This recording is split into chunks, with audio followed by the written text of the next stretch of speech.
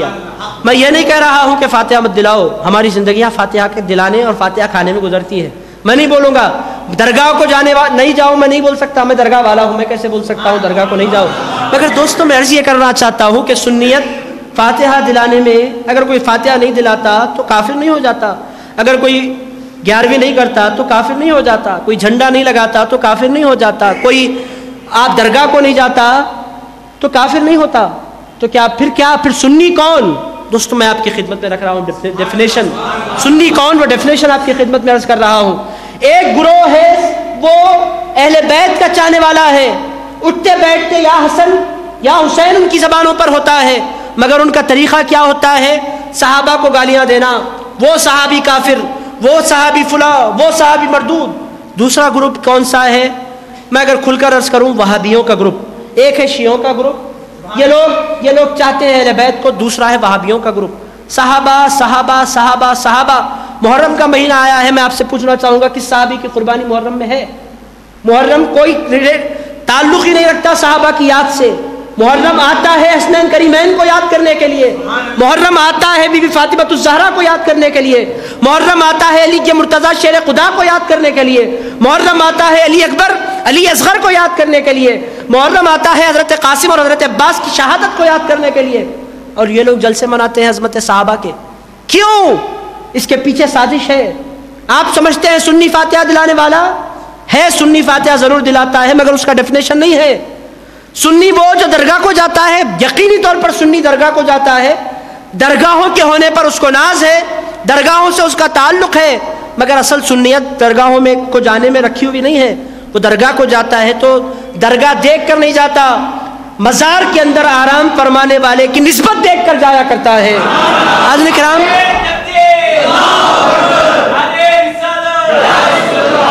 حاضرین کرام، اس کے پیچھے بہت گہرا ربط ہے. وہ کیا ہے؟ آپ دیکھیں گے اہل بیت کی محبت کے نعرے لگانا اور بی بی عائشہ کو گالی دینا، آپ سوچیں یہ ایمان کی علامت ہو سکتی ہے؟ بی بی عائشہ کو گالی. دیکھیے، آپ حضور پاک علیہ الصلوۃ والسلام سے پوچھا گیا تھا، سرکار آپ دنیا میں سب سے زیادہ کس کو چاہتے ہیں؟ حضور پاک علیہ الصلوۃ والسلام بحیثیت لباس بشری میں حضور آقا کائنات دنیا میں تشریف لائے تھے، تو حضور کے رشتے بھی تھے، ناطے بھی تھے. نور اللہ کا نور انسانی شکل میں آیا تھا، تو پھر رشتے بھی جڑے تھے. اب انسانی رشتے، انسان کے اندر ایموشنز ہوتے ہیں، انسان کے اندر جذبات ہوتے ہیں، انسان کے دل میں خیالات کے طوفان اٹھتے ہیں، انسان کا دل بدلتے رہتا ہے. اسی لیے قلب کہا جاتا ہے. قلب کس کو کہتے ہیں آپ جانتے ہیں؟ بدلنے والا. اب آپ نیک ہیں، مسجد میں بیٹھ کر اچھی اچھی باتیں سن رہے ہیں، نیک. آپ یہاں سے جائیں گے 2-3 گھنٹے تک آپ کے ذہن پر اثرات مرتب ہوں گے. آپ گندی چیز دیکھنا چاہیں گے تو دیکھ نہیں سکیں گے، گندی چیز سننا چاہیں تو سن نہیں سکیں گے. کب تک؟ جب تک آپ اپنے یاروں میں نہیں بیٹھیں گے یا غلط صحبتوں میں نہیں بیٹھیں گے. مگر جب دوستوں کے ساتھ گپ شپ شروع ہوگی، ڈائریکٹ آپ گناہ پر نہیں آئیں گے، پہلے پولیٹکس پر آئیں گے، آپ کرکٹ پر آئیں گے یا کوئی اور عنوان پر آئیں گے. اس کے بعد ہوگا کیا؟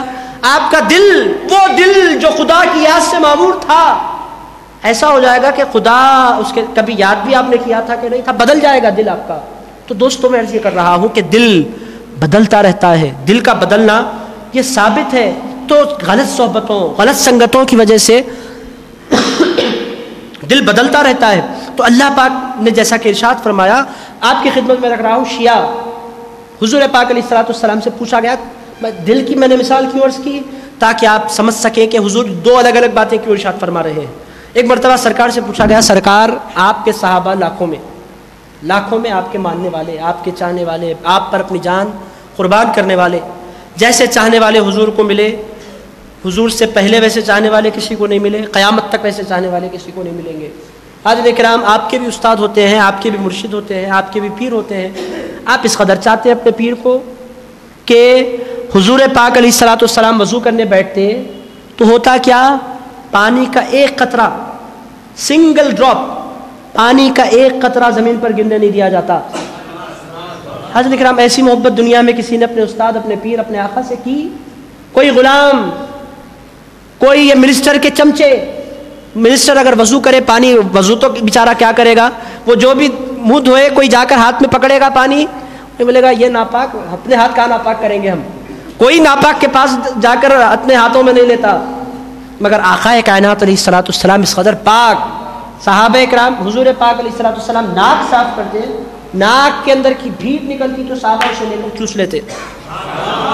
حضرت کرام ایسا صحابہ کرام نے حضور کو چاہا۔ آقا کائنات علیہ الصلوۃ والسلام کلی کرتے تو کلی کا ایک قطرہ زمین پر گر، ہاتھ بھج جاتے حضور کے۔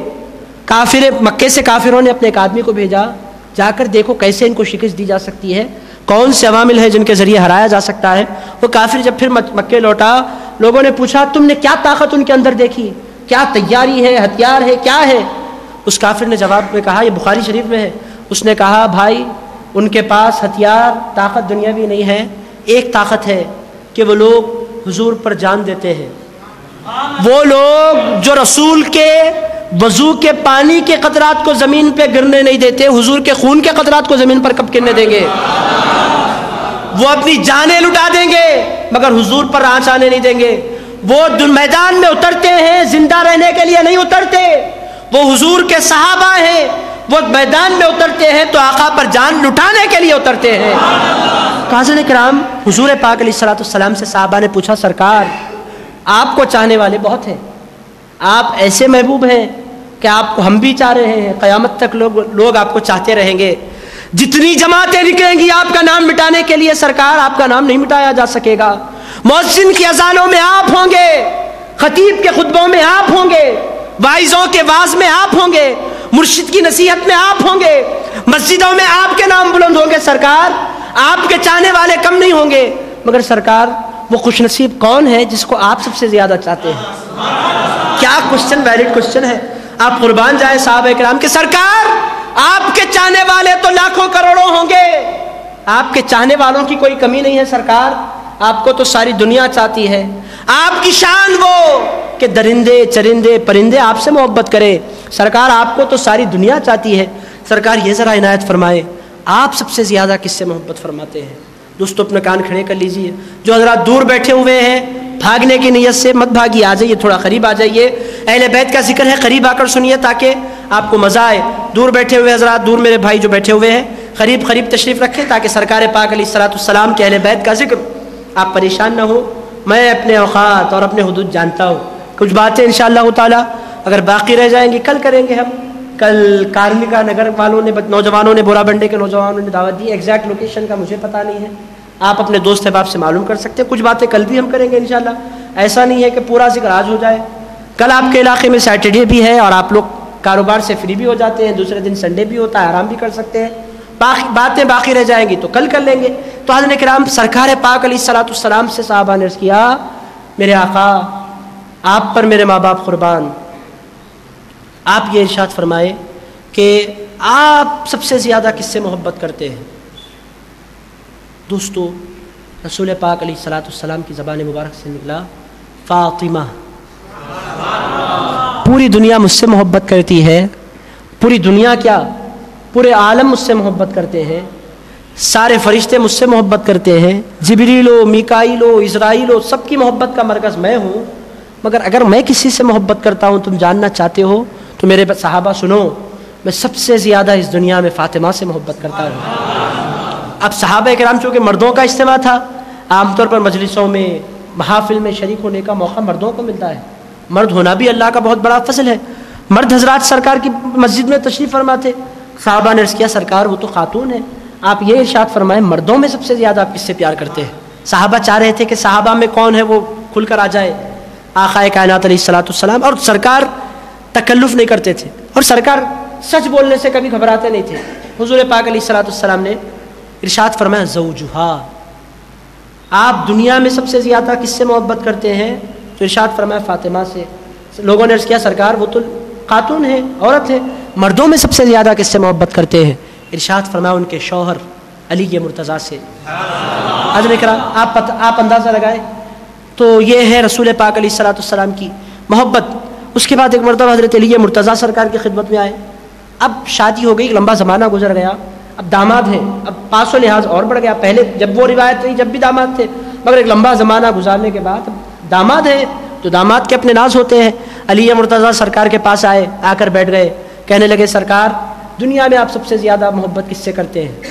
ایک مقام پر تو آپ نے فرمایا تھا اور بچوں لڑکیوں میں فاطمہ، عورتوں میں فاطمہ، مردوں میں علی، آپ یہ بیان فرمائیں کہ پوری کائنات میں سب سے زیادہ محبت کس سے ہے؟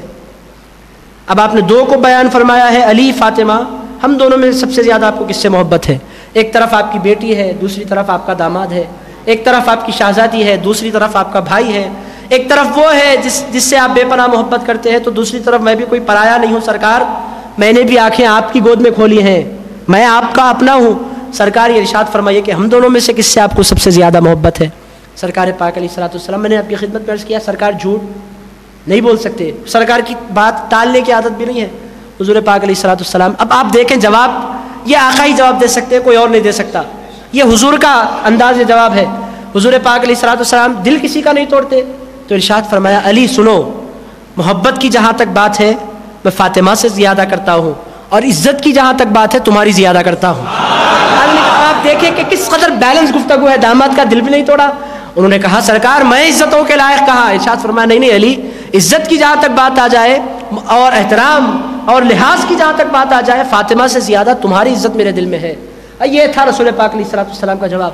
ایک اور مرتبہ سرکار پاک علیہ الصلوۃ والسلام کے صحابہ نے پوچھا سرکار آپ دنیا میں سب سے زیادہ کس سے محبت کرتے ہیں؟ تو رسول پاک علیہ الصلوۃ والسلام نے فرمایا عائشہ سے رضی اللہ تعالیٰ عنہ۔ سب سے زیادہ آپ کو پیار کس سے ہے؟ آپ بولیں گے ایک موقع پر ایک بات، دوسرے موقع پر ایک بات، یہ باتیں حضور کیوں بدل رہے ہیں؟ حضور بات نہیں بدلتے ہیں، ہوتا یہ ہے کہ کبھی بیٹی پر زیادہ پیار آ جاتا ہے، کبھی بیوی پر زیادہ پیار آ جاتا ہے۔ آقا کائنات علیہ الصلوۃ والسلام کے پاس دونوں رشتے پیارے ہیں، بیوی پر اگر پیار ہے تو انسان کوئی گناہ نہیں کر رہا ہے، بیٹی پر اب بیٹی اگر کہیں جا رہی ہے، بیٹی اگر دور ہو تو اگر باپ بیٹی کو بہت زیادہ یاد کرے تو بیوی یہ نہیں بولتی آپ بیٹی کو کیوں چاہ رہے ہیں؟ بھائی بیوی ہے تو بیٹی ہے، یہی حقیقت ہے نا، بیوی اگر نہیں ہوتی تو بیٹی کہاں ہوتی؟ تو بیٹی کا اپنا مقام ہے، بیوی کا اپنا مقام ہے۔ تو حضور پاک علیہ الصلوۃ والسلام نے فرمایا عائشہ سے۔ لوگوں نے پوچھا سرکار نہیں مردوں میں آپ کس سے زیادہ محبت کرتے ہیں؟ ارشاد فرمایا ابوہا، ان کے باپ ابو بکر صدیق سے سب سے زیادہ محبت کرتا ہوں۔ تو حضرات اکرام خلاصہ بس یہی ہے کہ سرکار پاک علیہ الصلوۃ والسلام نے بی بی عائشہ کو بہت چاہا، اور ان شیعوں کے پاس کیا ہوتا ہے، ان کی مجالس میں باضابطہ بی بی عائشہ کو گالیاں دی جاتی ہیں۔ میں نے آپ کی خدمت میں حضرت ابو بکر صدیق کا نام رکھا، ان کو گالیاں دی جاتی ہیں، حضرت عمر فاروق کو گالیاں دی جاتی ہیں۔ آپ سوچیں حضور کے یاروں کو گالیاں دینا یہ ایمان کی علامت ہو سکتی ہے؟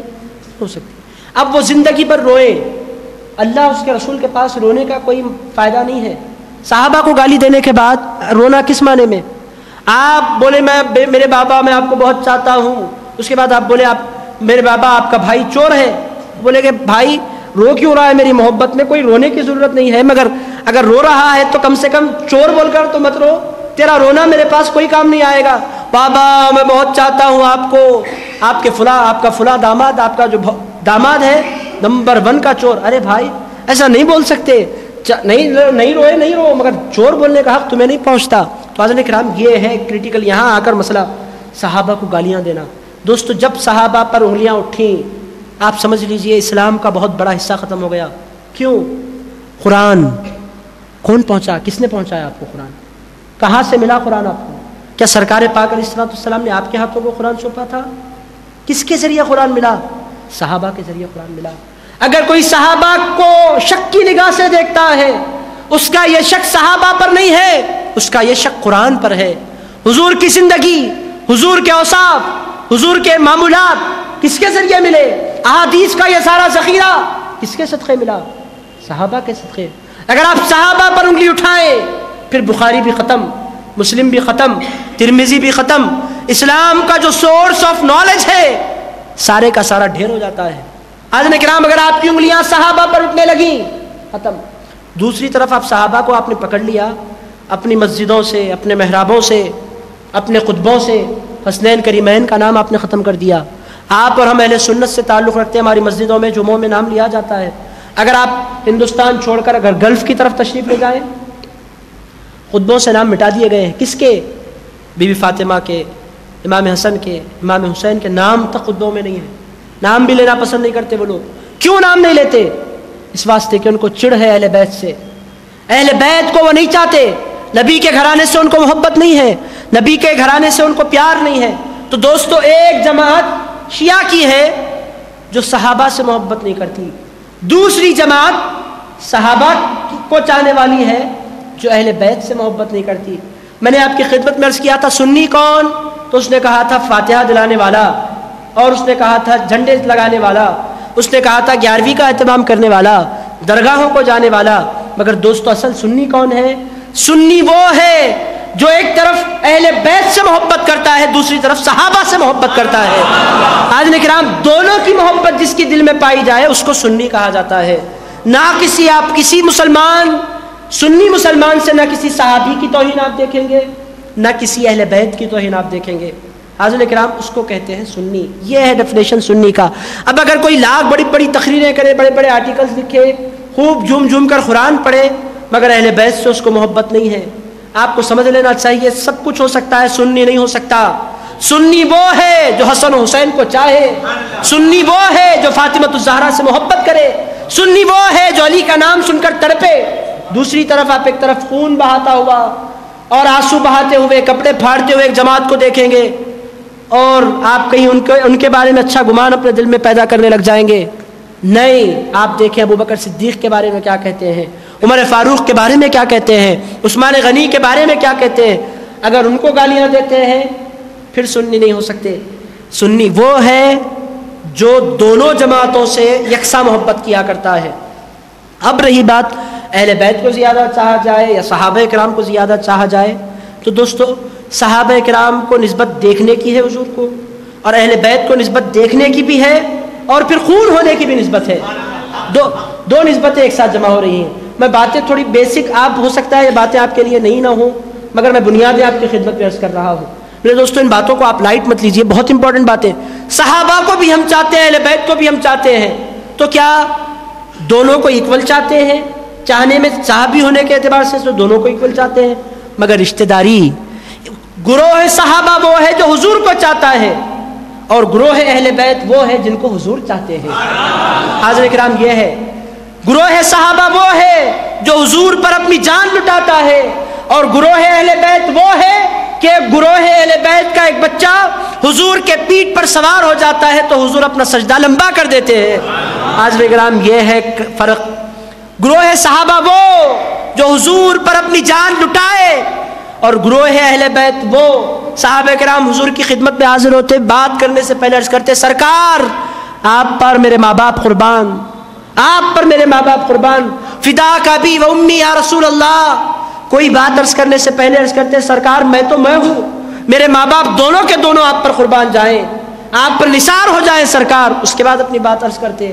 اور صحابہ وہ جو اپنی جان نثار کرے حضور پر اور کہے فداک ابی و امی یا رسول اللہ، سرکار آپ پر ہمارے ماں باپ قربان جائیں۔ اور اہل بیت وہ بی بی فاطمۃ الزہرا تشریف فرما ہے، حضور پاک علیہ الصلوۃ والسلام فرماتے ہیں یا فاطمہ فداک ابی و امی، اے فاطمہ تجھ پر میرے ماں باپ قربان ہو جائیں۔ حاضرین اکرام، یہ ہے فرق صحابہ کا اور اہل بیت کا۔ صحابہ اکرام کو چاہنا ایمان کا تقاضا ہے، اور اہل بیت کو چاہنا اس سے بڑھ کر ایمان کا تقاضا ہے۔ تو میرے نوجوان جو دوست یہاں بیٹھے ہوئے ہیں، آپ سے میں عرض کروں گا کہ زندگی بھر کوئی بھی مقرر، کوئی بھی عالم، کوئی بھی اسکالر، کوئی بھی باعث، کوئی بھی مبلغ آپ کے پاس بیٹھے، اس کا واعظ، اس کی تقریر، اس کی باتیں آپ کو اپنی طرف اٹریکٹ کرے، آپ انٹرنیٹ پر کوئی کلپ دیکھ لیں کسی کی، آپ سب سے پہلے یہ جاننے کی کوشش کریں کہ یہ کون ہے، کہیں یہ صحابہ کو گالیاں دینے والا تو نہیں ہے۔ اگر صحابہ کو گالیاں دیتا ہے، اہل بیت کی تعریفیں کرتا ہے، آپ اس کی تقریر سننا چھوڑ دیں، چونکہ صحابہ کو گالی دینے والا کبھی ہمارا نہیں ہو سکتا، اہل سنت سنی نہیں ہو سکتا، صحابہ کو سنی کوئی گالی نہیں دے سکتا۔ دوسری طرف آپ دیکھیں صحابہ کی شان میں کانفرنسیں کر رہے ہیں، سعودی عرب سے سعود الشریم کو بلایا جا رہا ہے، پلینز کا انتظام کیا جا رہا ہے، پیس کانفرنسیں کی جا رہی ہیں، لاکھوں لوگوں کو جمع کیا جا رہا ہے، اور لوگوں کو اسلام کا کلمہ پڑھایا جا رہا ہے، بہترین لیکچرز جاری دنیا میں پھیلائے جا رہے ہیں، مگر آپ دیکھیں کہ حسین عالی مقام کے بارے میں وہ کیا کہتے ہیں۔ دوستو یہ معیار ہے پہچاننے کا۔ میں نام اگر آپ لوگ برا نہ مانے، کوئی چاہنے والے بھی ہوں گے، میں کھل کر عرض کروں آپ کی خدمت میں، بہت بڑا اسکالر اس زمانے کا ہے، ذاکر نائک جس کو کہتے ہیں، اس کی سی ڈیز، اس کی تقریریں اور اس کے بہت بڑا پھیلاؤ، اس کے تقریر کے اثرات، ہزاروں لاکھوں سامعین اس کے، پوری دنیا میں اس کے چاہنے والے، مگر دوستو معیار حسین کا نام ہے۔ میں نے آپ کی خدمت میں عرض کیا اس نے کیا کیا، اس نے کہا امام حسین کا شہید کرنے والا، امام حسین کو شہید کرنے والا یزید ہمارا امیر ہے، اور اس نے کہا اس کے لیے ہم امیر المؤمنین یزید رضی اللہ تعالیٰ عنہ بولیں گے۔ آپ تصور کر سکتے ہیں ایسا؟ اگر آپ کو یقین نہیں ہے تو جائیے انٹرنیٹ پر، کلپس موجود ہیں، باضابطہ سیڈیز موجود ہے، پیس ٹی وی پر یہ پروگرام نشر ہوا، میں نے اپنی آنکھوں سے دیکھا ہے۔ ہمارے نوجوان کہتے ہیں کیا کریں، ان کی تقریریں اتنی اچھی ہیں۔ میں آپ کی خدمت میں عرض کر رہا ہوں بھائی، تقریریں کام آنے والی نہیں ہیں، تحریریں کام آنے والی نہیں ہیں، علماء کام آنے والے نہیں ہیں، کتابیں کام آنے والی نہیں ہیں، بہترین لیکچرز کام آنے والے نہیں ہیں۔ قیامت خبر میں جب آپ اتریں گے، آپ سے یہ نہیں پوچھا جائے گا کہ فلاں اسکالر کی تقریر تو نے سنی تھی کہ نہیں سنی تھی، آپ سے یہ پوچھا جائے گا کہ حسن حسین سے تو نے محبت کی تھی کہ نہیں کی تھی۔ حاضرین کرام، آپ کی بخشش کا دار و مدار کسی لیکچر کے، کسی مقرر کے لیکچر پر نہیں ہے، آپ کی اور ہماری بخشش کا دار و مدار حسنین کریمین کی محبت پر ہے۔ دوستو، ان کے قاتل کو اگر کوئی رضی اللہ تعالیٰ عنہ کہے، اس کے بعد بھی آپ کو اس کی تقریر ہے، مجھ سے میرے دوستوں نے کہا کیسے صاحب آپ ان کے مخالفت میں جا سکتے ہیں، کتنا بڑا ان کا کام ہے، کتنی بڑی ان کے پیچھے خدمات ہیں، کتنی بڑی ان کے لیکچرز پھیلے ہوئے ہیں، آپ کیسے ان کے خلاف چلے جاتے ہیں؟ میں نے کہا بھائی، ہمیں کسی مقرر کا ساتھ دینا نہیں ہے، ہمیں تو حسنین کریمین کا ساتھ دینا ہے۔ ہمیں کسی مقرر کو صورت بتانی نہیں ہے، میدان محشر میں ہمیں صورت بتانی ہے تو حسنین کے نانا کو صورت بتانی ہے۔ ہمیں کسی کے نانا کی اور کسی کے دادا کی بخشش ملنے والی نہیں ہے، ہماری بخشش کا دار و مدار آقا کی شفاعت پر ہے، حسنین کے نانا کی شفاعت پر ہے، فاطمہ کے بابا کی شفاعت پر ہے، ابو بکر عمر کے یار کی شفاعت پر ہے۔ وہ اگر ناراض ہو تو پھر ہمارا جینا کیسا؟ وہ اگر ہم سے منہ پھیر لے تو پھر کوثر کا جام کون پلائے گا؟ وہ اگر ہمارا ہاتھ نہ تھامیں گے تو کون ہے جو ہم گناہگاروں کا ہاتھ تھام لے؟ وہ اگر اللہ کی بارگاہ میں شفاعت نہیں کریں گے تو کون سی جبین سے ہم اپنا چہرہ لے کر اللہ کے حضور حاضر ہوں گے؟ حاضرین اکرام، ہو سکتا ہے کسی اور جماعت کے پاس بخشش کا کوئی اور ذریعہ ہوگا، مگر اہل سنت کے پاس بخشش کا صرف ایک ذریعہ ہے، وہ محمد رسول اللہ کی ذات ہے۔ آقا کائنات واحد ذریعہ ہماری بخشش کا ہے۔ آقا کی شفاعت کے بغیر کوئی سنی مسلمان جنت میں نہیں جا سکتا۔ یہ ہمارا عقیدہ ہے، یہ ہماری فکر ہے۔ ہم کسی مقرر کو ناراض کر سکتے ہیں، اس سے اپنا تعلق توڑ سکتے ہیں، مگر آقا کو ناراض کر کے ہم زندہ نہیں رہ سکتے۔ میرے دوستو، آپ سمجھ گئے ہیں معیار سنی کون؟ اس کا صحیح ایک آسان انٹروڈکشن میں نے آپ کی خدمت میں رکھا کہ سنی وہ جو صحابہ کا احترام کرے، اہل بیت سے محبت کرے۔ کون ہے سنی؟ کون ہے جو صحابہ کا اور اہل بیت سے، صحابہ کا کیا کرے اور اہل بیت سے، بس یہ ہے سنی۔ اب آپ بولیں گے پھر فاتحہ دلانے والے کہاں چلے گئے؟ یہ سوال آپ کے ذہنوں میں آ رہا ہوگا۔ آپ فاتحہ دلانے والے ہیں، فاتحہ کا کھانے والے ہیں، اب تک آپ کے دل میں خلش ہو رہی ہوگی، یہ ہریش شملے پہ بیٹھ کے صاحب آخر غلط بات بولتی ہے آپ کے دلوں میں۔ حاضرین کرام، اب جب آپ سمجھ گئے ہیں اہل بیت کی محبت، تو دوستو فاتحہ جن کی آپ دلاتے ہیں ان تمام کا تعلق اہل بیت سے ہوا کرتا ہے۔ ایک بات آپ، یہ لکیر ہے، یہ اس لکیر کو اٹھا کر رکھ لیں آپ، یا تو ان کے خون میں اہل بیت ہوگا، نسبی طور پر وہ اہل بیت سے تعلق رکھیں گے۔ آپ بولیں گے کیسے؟ دو بڑی مثالیں اہل بیت میں جن کی فاتحہ بڑے اہتمام سے دنیا کرتی ہے، دو نام ہیں، بہت بڑے نام۔ ایک نام حضور غوث اعظم دستگیر کا نام، جس قدر ان کو دنیا میں لوگ چاہتے ہیں کسی اور ولی کو نہیں چاہتے۔ سب سے بڑا نام بڑے پیر کا۔ ان کا کیا ہے؟ ان کی فاتحہ کیوں ہوتی ہے؟ آپ کے رشتہ دار ہیں بڑے پیر، آپ کا خاندانی شجرا ملتا ہے بڑے پیر سے، آپ بولتے ہیں ہمارا شجرا بڑے پیر سے نہیں ملتا، بڑے پیر کا شجرا امام حسن امام حسین سے مل جاتا ہے۔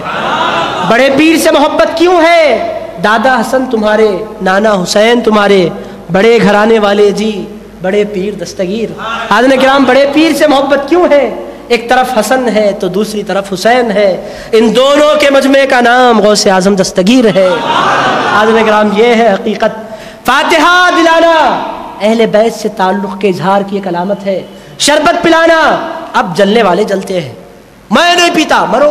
بی فاطمہ کے نام کا شربت یہ قسمت والوں کے ناموں میں لکھا جاتا، ہر ایک کے نام میں نہیں لگتا، ہر ایک کی قسمت میں نہیں ہوتا۔ ایک صاحب گرنول میں مجھ سے ملے، انہوں نے کہا امام حسین کا شربت میں نہیں پیتا۔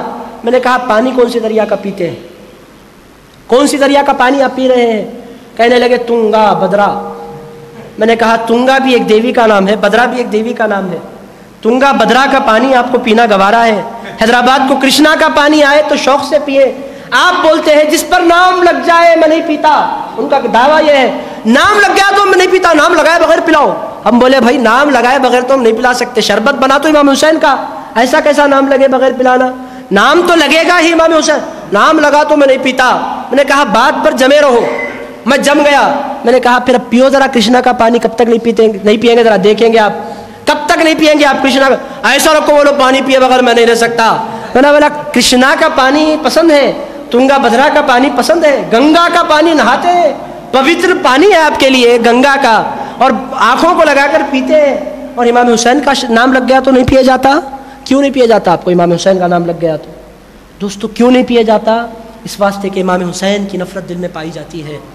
محبت ہوتی ان کا نام لگنے کے بعد تو انسان عقیدت میں ڈوب کر پیتا. یہ شربت عام شربت تھا، حسین کا نام لگ گیا ہے، کوثر کا جام ہو گیا ہے. حاضرین کرام اس عقیدت سے انسان پیتا.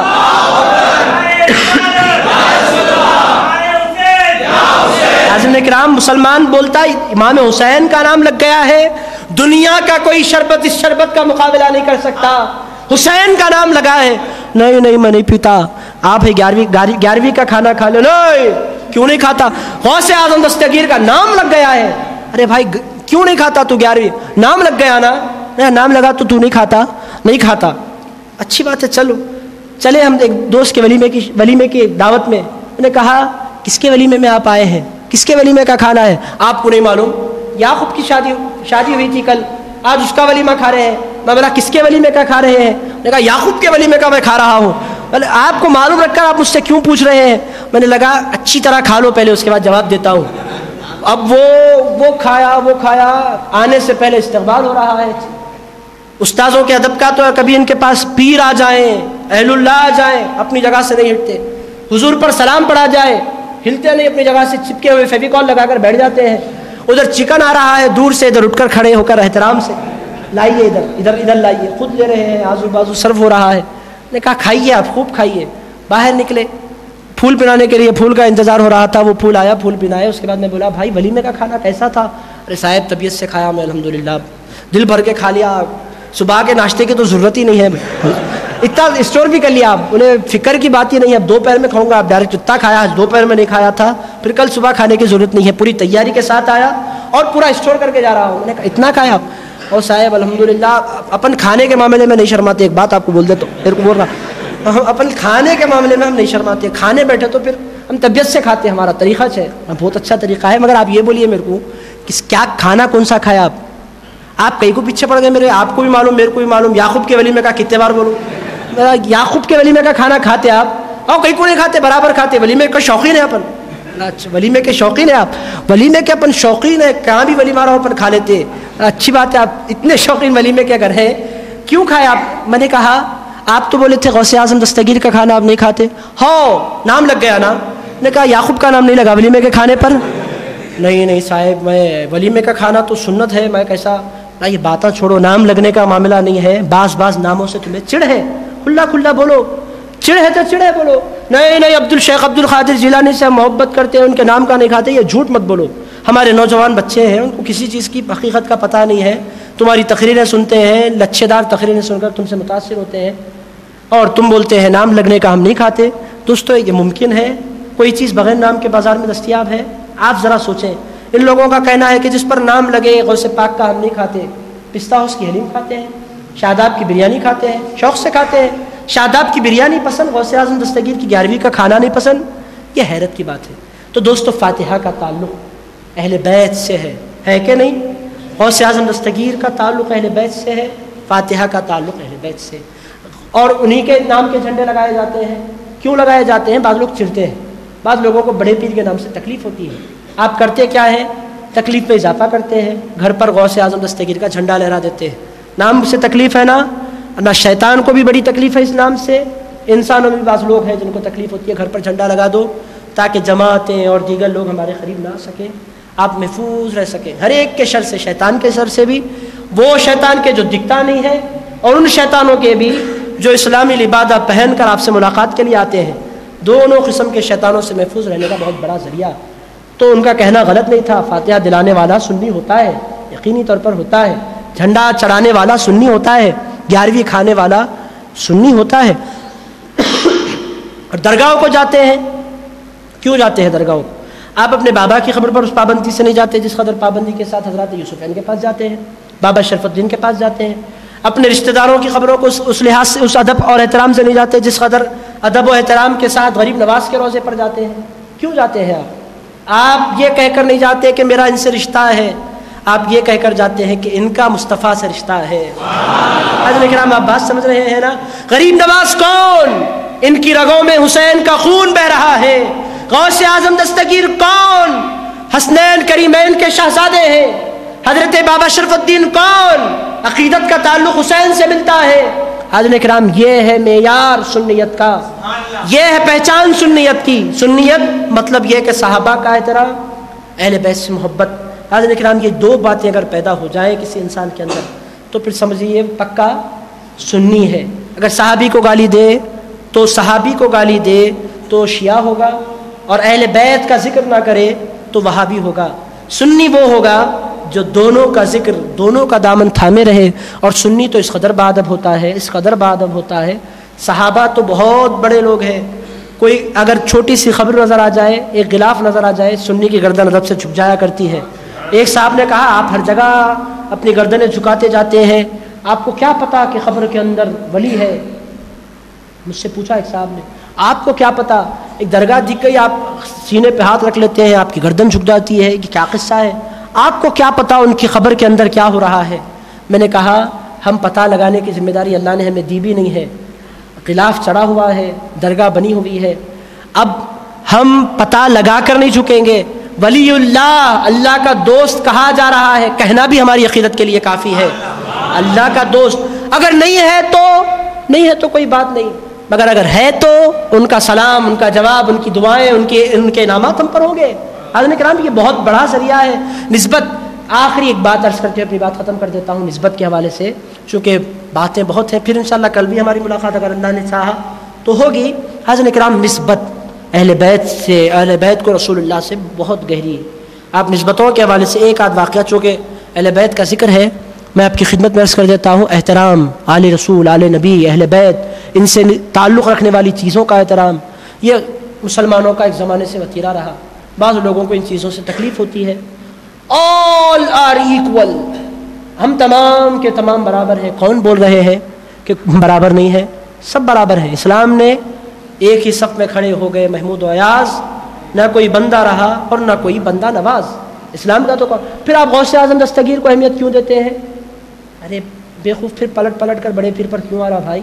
ایسا نہیں بولنا, وہ ان کی ذات. ہم بھی اگر عمل کریں تو, میرے کو بول رہا کل ایک صاحب سے ملاقات تھی, ملاقاتوں سے بہت اچھی باتیں معلوم ہوتی ہیں. ایک صاحب نے کہا ان کا کیا کمال ہے, ہم بھی چاہے تو وہ مقام حاصل کر سکتے ہیں. میں نے کہا زندگی بھر لٹک گئے بھی تو نہیں کر سکتے بابا, نہیں ہو سکتا. کیوں نہیں ہو سکتا؟ انہوں نے بھی عبادتیں کی ہیں, ہم بھی عبادت کریں گے.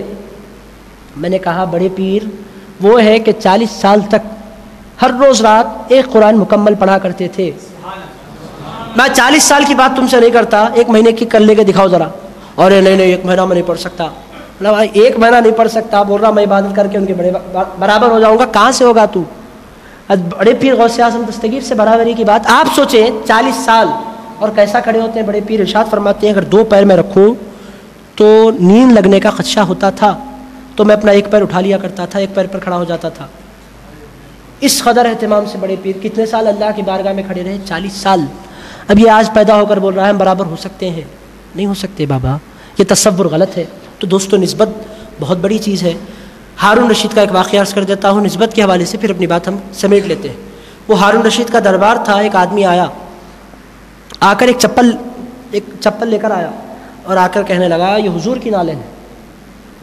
عباسی دور کا بادشاہ ہے ہارون رشید, آ کر کہنے لگا یہ حضور کی چپل ہے, حضور کی نالین ہے. ہارون رشید اپنے مقام سے اٹھ کر کھڑا ہو گیا. کھڑا ہونے کے بعد اس کو چوم کر اپنے سر پر رکھ لیا. کہنے لگا یہ میرے لیے تحفے کے لیے لائے ہو یا پھر زیارت کرانے کے لیے؟ نہیں, آپ کے لیے تحفہ لایا ہوں. اٹھا کر 1000 درہم اندر سے منگائے, یہ لے لو. یہ آپ کی نظر ہے چھوٹا سا, یہ قیمت نہیں ہے، ایک نذرانہ ہے آپ کی خدمت میں. اب جو بازو امیر درباری بیٹھے ہوئے تھے، وزراء بے چین ہونے لگے، مگر بادشاہ ہے، ایک دم ٹوک نہیں سکتے، اس کا احترام ہوتا ہے. جب وہ چلا گیا لے کر تو ان لوگوں نے کہا حضرت آپ اتنے پڑھے لکھے آدمی اور اتنی بڑی حکومت کے بادشاہ، دنیا آپ کو ہارون رشید کہتی ہے، آپ کی ہوشیاریاں تو ساری دنیا کو پتہ ہے، آپ نے اس قدر احترام کیوں کیا؟ آپ جانتے نہیں ہیں کہ حضور کی چپل یہ نہیں ہے، نالین حضور کی نہیں ہے، بنی ہوئی نئی تازہ دکھ رہی ہے، پھر آپ نے احترام کیوں کیا؟ اس نے جواب میں کہا یہ درست ہے کہ حضور پاک علیہ الصلاۃ والسلام کے پیروں سے یہ نالین نہیں لگی، مگر یہ نسبت کیا کم ہے کہ حضور کے نام کی طرف اس نالین کو منسوب کر دیا گیا ہے. یہ تو درست ہے کہ حضور نے نہیں پہنا، مگر یہ تو کہا جا رہا ہے کہ حضور کی ہے. بس جب آقا کا نام آیا تو پھر میں نے کوشچن نہیں کیا، چوم لیا، سر پر رکھ لیا، نہیں لایا ہے مجھے پتا ہے، مگر آقا کا نام لے کر آیا ہے، چلو بخشش دے دی جائے. حضرت کرام یہ ہے احترام. اس کو آج کل جھگڑے چل رہے ہیں. حضور پاک علیہ الصلوۃ والسلام کے موئے مبارک کی زیارت کرائی جاتی ہے. حیدرآباد میں تو بہت زیادہ مختلف گھروں میں، مسجدوں میں لوگ اہتمام کرتے ہیں. امام حسین کے داڑھی مبارک کے بال، غوث اعظم دستگیر کے موئے مبارک حضور کا ہے، کیا گارنٹی؟ دیکھیے آپ کیسی بے ایمانی کا دور، بے ایمانی کی انتہا. ہمت آپ دیکھیے، پوچھ رہا ہے، کلمہ حضور کا پڑھتا ہے، کہتا ہے آقا کا ہے، کیا گارنٹی؟ میں نے کہا آپ اپنی ماں باپ کے بیٹے ہیں، کیا گارنٹی؟ میں نے کہا اب آپ جب اپنے بیٹے آپ نام لکھائیں، میں یہ سن آف، میں عبد الرحیم سن آف عبد الکریم، کیا آپ کا ڈی این اے ٹیسٹ کرائیں نام لکھنے سے پہلے؟ آپ بول رہے ہیں میں فلاں کا بیٹا ہوں، قبول کر رہے ہیں، کیوں؟ آپ نے گواہی دی، آپ کے ماں باپ نے گواہی دی، 2 مسلمانوں کی گواہی کافی ہے. That's all. یہی کافی ہے کہ مسلمان کہہ رہے ہیں ہمارا بچہ ہے، مسلمان بچہ کہہ رہا ہے کہ میرے ماں باپ ہیں. ایک مسلمان بچے کا یہ کہنا کہ وہ میرے ماں باپ ہیں، ایک ماں باپ کا کہنا کہ میرا بیٹا ہے، ایک مسلمان کے لیے ان کا بیٹا ہونے کے لیے کافی ہے. تو دوستو، ایک زمانے سے 1400 سال سے آل رسول یہ کہتی آ رہی ہے کہ یہ حضور کے منہ مبارک ہے، ہمیں خاندانی یہ حضور کے منہ مبارک ملے ہیں، نسل در نسل انہوں نے حضور پاک علیہ الصلوۃ والسلام کے صحابہ نے کرائی، پھر ان کے بیٹوں نے کرائی، پھر وہ سلسلہ چلتا رہا. ہر زمانے میں سادات ساری دنیا میں پھیلے، اور پھر حضور پاک علیہ الصلوۃ والسلام کے منہ مبارک میں اللہ رب العزت نے معجزتاً اس کے اندر شاخیں نکالنے کا نظام رکھا. اس کے اندر شاخیں نکلتی ہیں، ہماری گناہگار آنکھوں نے دیکھا ہے، ایک کے بعد ایک شاخ نکلتی جاتی ہے، وہ بڑی ہوتی جاتی ہے، وہ پھیلتی جاتی ہے. آج یہ ہم سے پوچھ رہا ہے کہ what is the guarantee, what is the proof for that? یہ جہالت نہیں ہے تو کیا ہے؟ احترام یہ ہونا چاہیے، حضور کا نام لگ گیا گردن جھکا دو، یہ ہے احترام کا تقاضا. حاضرین کرام، یہ ہے ادب کا تقاضا.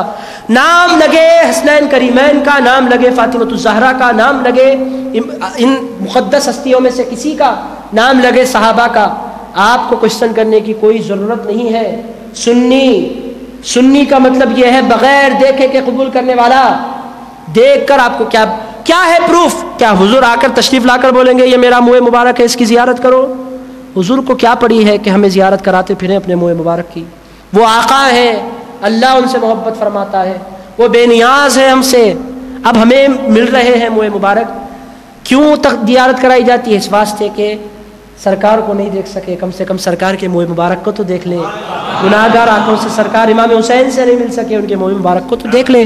حضرت کرام، کس قدر پاکیزہ کانسیپٹ تھا، اور ہماری ہر جگہ کوشچن کرنے کی طبیعت نے کس کو کہاں تک پہنچا دیا. تو دوستو، نسبت حسنین کریمین کی بہت زیادہ معنی رکھتی ہے. حضرت امام اعظم ابو حنیفہ کی محفل ہے، آپ بول رہے ہوں گے، میں نے کہا ایک اور بات یاد آ رہی ہے اور بڑی امپورٹنٹ ہے، اس واسطے عرض کر رہا ہوں. حضرت امام اعظم ابو حنیفہ کی مجلس ہے، اسی طرح بیٹھے ہوئے ہیں جس طرح آپ بیٹھے ہوئے ہیں. آپ کا رخ قبلے کی طرف ہے، میرا رخ آپ کی طرف ہے، قبلے کو پیٹ. امام اعظم ادھر بیٹھے ہوئے ہیں، پیچھے کی طرف دروازہ ہے. مسجد کھچا کھچ بھری ہے چاہنے والوں سے. 1000 سے زائد محدثین، فقہاء، علماء، صوفیاء کی بہت بڑی جماعت، تابعین، طب تابعین کا دور. اور امام اعظم ابو حنیفہ کا طریقہ کیا؟ ایک بار بیٹھ جاتے دو زانوں، تو جب تک درس ختم نہیں ہوتا پہلو نہیں بدلتے. احتراماً، ہمارے استاذ کو ہم نے جامعہ نظامیہ میں دیکھا، کبھی وہ آلخت پالخت جس طرح بیٹھتے ہیں، کبھی ایسا درس میں نہیں بیٹھتے. خواجہ شریف صاحب حدیث کا درس دیتے ہیں، اللہ ان کی عمر دراز کرے، اب بھی ہیں، خواجہ شریف صاحب بلا محدث حدیث شیخ الحدیث ہے جامعہ نظامیہ کے، بیٹھتے ہیں، کیسے بیٹھتے ہیں؟ 2 زانوں بیٹھتے ہیں، پوری کلاس 2 زانوں ہی بیٹھتے ہیں اور پہلو نہیں بدلتے۔ میں نے ان سے پوچھا تھا، عمر چھوٹی تھی جب ہم پڑھے تھے، حضرت آپ آرام سے کیوں نہیں بیٹھتے؟ تکلیف سے جس طرح نماز میں بیٹھتے ہیں بہت احترام سے، ایسے کیوں بیٹھتے ہیں؟ انہوں نے ارشاد فرمایا، پاشا آپ کیا سمجھتے ہیں، یہ سرکار کی حدیث ہے، بہت احترام سے اس کو پڑھنا پڑتا ہے، اسی لیے سرکار کی حدیث کا احترام کرتے ہوئے ایسے بیٹھتا ہوں۔ دوستو ایسا احترام حضرت امام اعظم کا طریقہ تھا کہ بیٹھتے تو اٹھتے نہیں تھے، جب تک درس ختم نہیں ہو جاتا بہت سلیقے سے بہت احترام سے بیٹھا کرتے۔ حضرت امام مالک کا تو طریقہ یہ تھا کہ ان کے گھر پر کوئی آتا اور کوئی مسئلہ لے کر آتا تو پوچھتے تمہیں خالی جواب چاہیے یا کوئی حدیث بھی چاہیے؟ حضرت جواب چاہیے، بولتے اس کا جواب یہ ہے، نہیں حضرت اس کے ساتھ حدیث چاہیے، بولتے ذرا ٹھہرو میں ڈرائنگ روم کھولتا ہوں، اپنا ڈرائنگ روم کھول کر اس کو بٹھا دیتے، بولتے 15-20 منٹ مجھے دو میں بھی آتا ہوں، اور اپنے بچوں سے بولتے بھائی وہ لگا دو، چوکی لگا دو، تو باضابطہ چوکی لگائی جاتی، مخمل کا اس پر کپڑا بچھایا جاتا، پھول ڈالے جاتے، اور وہ کیا کرنے جاتے؟ اندر جا کر غسل کرتے، وضو سے غسل سے ہے، پھر تازہ غسل کرتے، صاف ستھرے کپڑے پہن کر پھر عطر لگا کر آ کر اس ٹیبل پر بیٹھتے۔ اب کیا ہے؟ اب پوچھتے تمہارا سوال کیا تھا؟ سوال یہ تھا، ہاں یہ بات فلاں کتاب فلاں حدیث کی روایت فلاں صحابی سے مروی ہے، اس طرح کی حدیث مبارک کا یہ متن ہے۔ حضرت کرام ایسا احترام ان لوگوں کے پاس تھا۔ آج کل جوتا پہن کر ٹائی لگا کر وضو سے ہے نہیں ہے پتہ نہیں ہے، Bukhari verse number chapter number so and so, حضرت کرام کدھر دنیا جا رہی ہے، بے احترامی کی انتہا ہے۔ اہل اللہ چپل پہن کر ایک آیت نہیں پڑھتے، فاتحہ سلام اہل اللہ نہیں پڑھتے، کیوں؟ چپل گندگی میں جاتی ہے اور اللہ کا کلام ایسی حالت میں نہیں آ سکتا۔ تو دوستو یہ ساری چیزیں سمجھنے کی ہیں۔ اہل سنت انتہائی بادب لوگوں کا نام ہے۔ تو دوستو الغرض حضرت امام اعظم تشریف فرمائے اپنے مجلس میں، دور بہت بڑا مجمع، صحابہ کی بہت بڑی تعداد۔ امام اعظم ابو حنیفہ درس کے دوران اٹھ کر کھڑے ہو گئے۔ امام اعظم کیا اٹھے، پورا مجمع اٹھ کر کھڑا ہو گیا۔ امام اعظم بیٹھ گئے، سارا مجمع بیٹھ گیا۔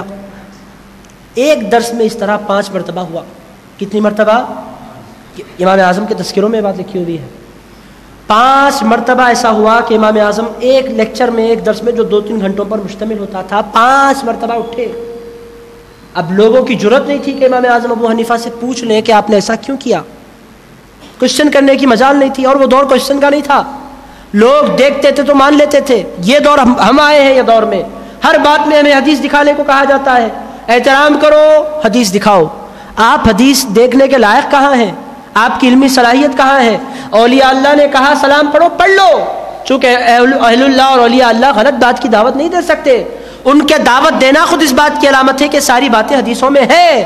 اہل اللہ میلاد مناتے آئے ہیں، منا لو، ثبوت کیا ہے؟ ثبوت کی ضرورت نہیں ہے، اہل اللہ کر رہے ہیں تم بھی کر لو، اللہ والوں کے نقش قدم پر چلو۔ اس دور کے مسلمان ویسے تھے، عقل کا گھوڑا ہر جگہ نہیں دوڑایا کرتے تھے، اگر آپ عقل کو دوڑائیں گے تو پھر پیدل ہو جائیں گے۔ حضرت کرام ایمان والوں کی پہچان قرآن میں کیا بیان کی گئی؟ الذین یؤمنون بالغیب، بغیر دیکھے کہ مان لینا، یہ ہے ایمان، ایمان بالغیب۔ الغرض حضرت امام اعظم ابو حنیفہ رحمۃ اللہ تعالی علیہ کا جب درس ختم ہوا تو لوگ آئے، آ کر عرض کیا حضرت آج غیر معمولی آپ کو 5 مرتبہ اپنی مجلس سے اٹھتے ہوئے ہم نے دیکھا ہے، اے امام کیا بات ہو گئی تھی، کیا واقعہ ہو گیا تھا، کیا چیز آپ کو نظر آ رہی تھی؟ ارشاد فرمایا تم لوگوں کا رخ میری طرف تھا، میرا رخ دروازے کی طرف تھا۔ مسجد کی ایک گلی ہے دروازے کی جہاں چپل لوگ چھوڑتے ہیں، گلی بنی ہوئی ہے، اور اس گلی کا دروازہ محلے میں کھلتا ہے۔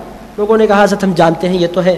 ارشاد فرمایا کوئی بچے باہر کچھ کھیل رہے تھے، بچے کھیل رہے تھے، انہوں نے کہا حضرت پھر کیا ہوا؟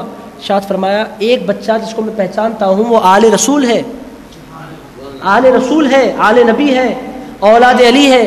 وہ بچہ اپنا بال لینے کے لیے مسجد کے اندر انٹری کر رہا تھا، وہ درس سننے کے لیے، امام اعظم کو دیکھنے کے لیے، چھوٹا بچہ ہے 4-5 سال 7-8 سال کا، وہ اپنے کھیل میں مگن ہے، وہ بچہ اپنا بال لینے کے لیے آ رہا ہے، تو میں یہ سوچ کر کھڑا ہو گیا کہ آل رسول آ رہا ہے، میں بیٹھا کیسے رہوں؟ آل رسول، رسول کی آلہ ہے اور میں بیٹھ جاؤں؟ یہ مجھ سے نہیں ہو سکتا، یہ میں نہیں کر سکتا۔ ارشاد فرماتے ہیں 5 مرتبہ درس کے درمیان اس بچے کا گیند اندر آیا، اور 5 مرتبہ میں اس بچے کے اکرام میں کھڑا ہو گیا اس واسطے کہ اس بچے کا تعلق فاطمۃ الزہرا سے ہے، اس بچے کا تعلق حسنین کریمین سے ہے۔ حاضرین کرام، یہ ہے ادب۔ اور ہماری سوسائٹی کو آج دیکھیے ہم کہاں جا رہے ہیں، بے ادبی عروج پر ہے۔ محرم کا مہینہ آیا ہے، آپ دیکھیں گے نہ فاتحہ، نہ شربت، نہ روزے، نہ کچھ نہ کیا، وہی روٹین والی زندگی، وہی جاب، وہی زندگی، وہی جھگڑے، وہی لڑائیاں، وہی زندگی کے شب و روز۔ آپ کو ہم کو نسیم احمد صاحب نے جو جلسہ منعقد کیا دعوت کے لیے کیا، آپ بولیں گے کون سے کھانے کی دعوت، کہاں پر ہے، اس دعوت کی بات میں نہیں کر رہا ہوں۔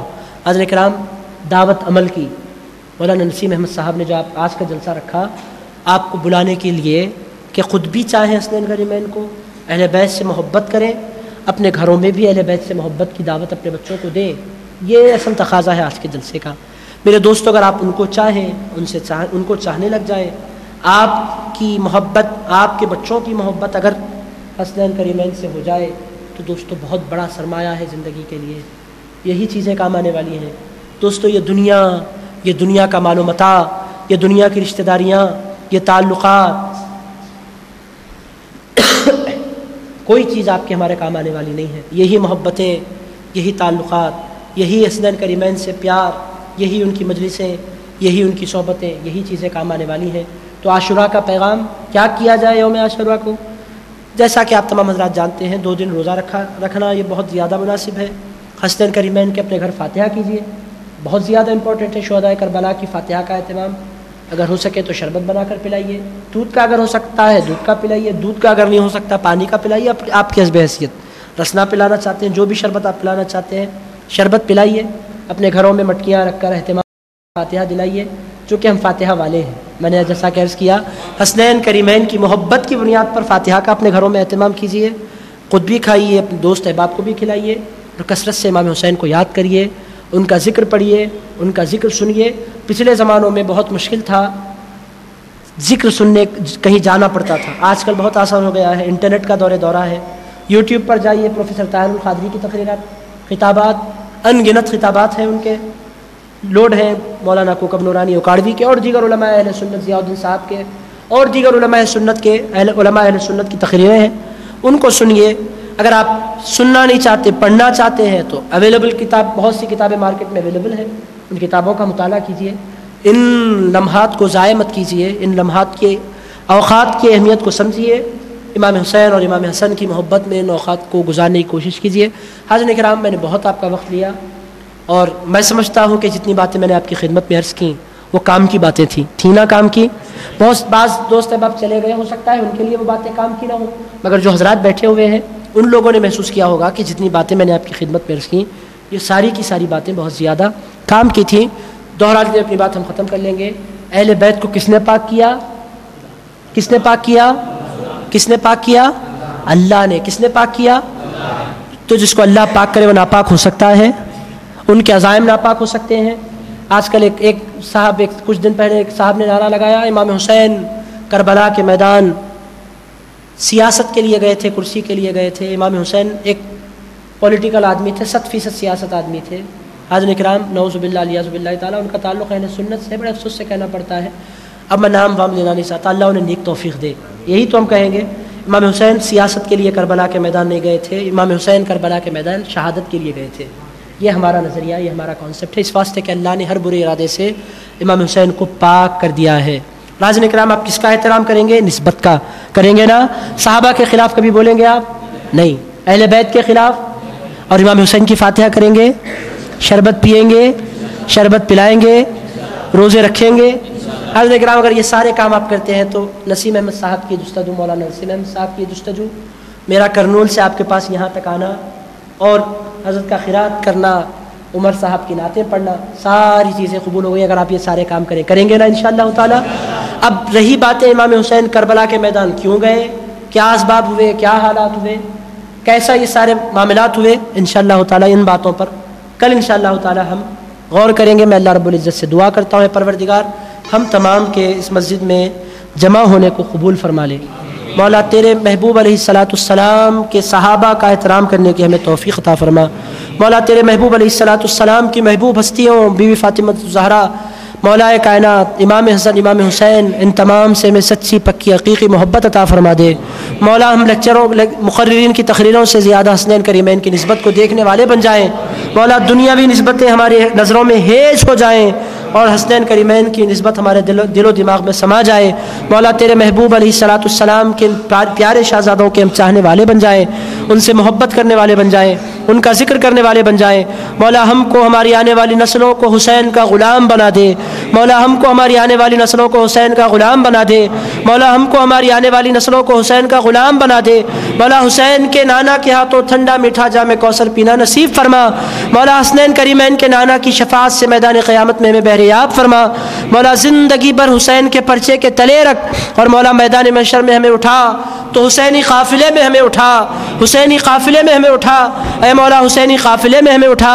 مولا یزید اور یزیدیت سے نفرت کرنے والا ہمیں بنا دے۔ مولا یزید اور یزیدیت سے نفرت کرنے والا ہمیں بنا دے۔ مولا ہمارا تعلق زندگی بھر حسینی لشکر سے جوڑے رکھ اور اے مولا حسنین کریمین پنجتن پاک کی سچی حقیقی پکی محبت ہمارے دل کی گہرائیوں میں ڈال دے۔ مولا جتنے نوجوان تیری اس مسجد میں آ کر بیٹھے ہوئے مولا ان کی حاضری کو قبول فرما۔ مولا ان تمام کی تمام جائز دلی مقاصد کو امام حسین کے ذکر کے صدقے طفیل قبول فرما، ان کی تمام مقاصد کو پورا فرما۔ مولا ہم میں سے جو بیمار ہیں انہیں شفائے کاملہ عاجلہ عطا فرما۔ مولا ہم میں جو پریشان ہیں ان کی پریشانیوں کو دور فرما۔ مولا ہم میں جو بے گھر ہیں انہیں گھر عطا فرما۔ مولا ہم میں جو بے علم ہیں انہیں علم عطا فرما۔ مولا ہم میں جو بے اولاد ہیں انہیں اولاد عطا فرما۔ مولا ہم میں سے جن کو رشتے اچھے نہیں لگ رہے ہیں مولا ہماری جو بہنیں بن بیاہی بیٹھی ہیں مولا ان کو بہتر سے بہتر رشتے عطا فرما دے۔ مولا تجھے فاطمۃ الزہرا کے رشتے کا واسطہ انہیں اچھے رشتے عطا فرما۔ مولا انہیں بی بی فاطمۃ الزہرا کے صدقے و طفیل اچھے رشتے عطا فرما۔ مولا جن کی اولادیں ہیں ان کو نیک بنا دے۔ مولا جن کو اولادیں نہیں ہیں انہیں اولاد عطا فرما۔ مولا جن کی اولادیں ہونے والی ہیں ان کو نیک اور صالح بنا دے۔ مولا تمام عالم کے مسلمانوں پر رحم فرما۔ مولا خصوصاً ملک شام کے مسلمانوں پر کرم فرما، مصر کے مسلمانوں پر کرم فرما۔ مولا کشمیر کے مسلمانوں پر کرم فرما۔ مولا جہاں جہاں مسلمان پریشان ہیں ان تمام پر کرم فرما دے، ان تمام پر رحم فرما دے۔ مولا ہم تمام پر رحم فرما دے۔ مولا ہم تمام پر کرم فرما دے۔ مولا ہم تمام کے تمام گناہوں کو ذکر حسین کے صدقے طفیل معاف فرما دے۔ مولا امام حسین کو جو پاکیزگی تو نے عطا فرمائی ہے ان پاکیزگی کا صدقہ ہمارے ناپاک دل کو بھی عطا فرما دے۔ مولا ہمارے دلوں کو بھی پاک فرما دے۔ مولا ہمارے دلوں کو بھی پاک فرما دے۔ مولا ہمارے دلوں کو بھی پاک فرما دے۔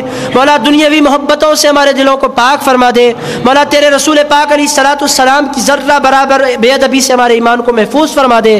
مولا اسلام پر زندہ رکھ، مولا ایمان پر زندہ رکھ، عزت کی زندگی عطا فرما، چین کی زندگی عطا فرما، امن کی زندگی عطا فرما، سکون کی زندگی عطا فرما، فرما برداری کی زندگی عطا فرما، تیری اطاعت کی زندگی عطا فرما، با نمازی زندگی عطا فرما۔ مولا ہم تمام کی زندگیوں میں برکت عطا فرما۔ مولا ہم تمام کے علم میں برکت عطا فرما۔ مولا ہم تمام کے مال میں برکت عطا فرما۔ مولا ہم تمام کے اہل میں برکت عطا فرما۔ مولا ہم تمام کے عیال میں برکت عطا فرما۔ مولا ہمارے شہروں میں برکتوں کا نزول فرما۔ مولا ہماری دکانوں میں برکتوں کا نزول فرما۔ مولا ہمارے کاروبار میں برکتوں کا نزول فرما۔ مولا ہمارے گھروں کو با برکت گھر بنا دے۔ مولا ہمارے گھروں میں سکون عطا فرما دے، راحت عطا فرما دے، اطمینان عطا فرما دے۔ مولا ہم تمام کو بڑے بڑے آزمائشوں سے بچائے رکھ۔ مولا ہم امتحان دینے کے لائق نہیں ہیں۔ مولا سارے امتحانات امام حسین نے دیے، مولا ان کے امتحانات کے صدقے ہمارے امتحان نہ لے۔ مولا امتحان کے بغیر ہم پر فضل فرما دے، آزمائش کے بغیر ہم پر کرم فرما دے۔ ربنا تقبل منا انك انت السميع العليم وتب علينا انك انت التواب الرحيم بجاه حبيبك ونبيك ورسولك الكريم وبجاه محبوبك الشيخ عبد القادر الجيلاني رضي الله تعالى عنه وما علينا الا البلاغ۔ صلاۃ والسلام کے لیے کھڑے ہو جائیں۔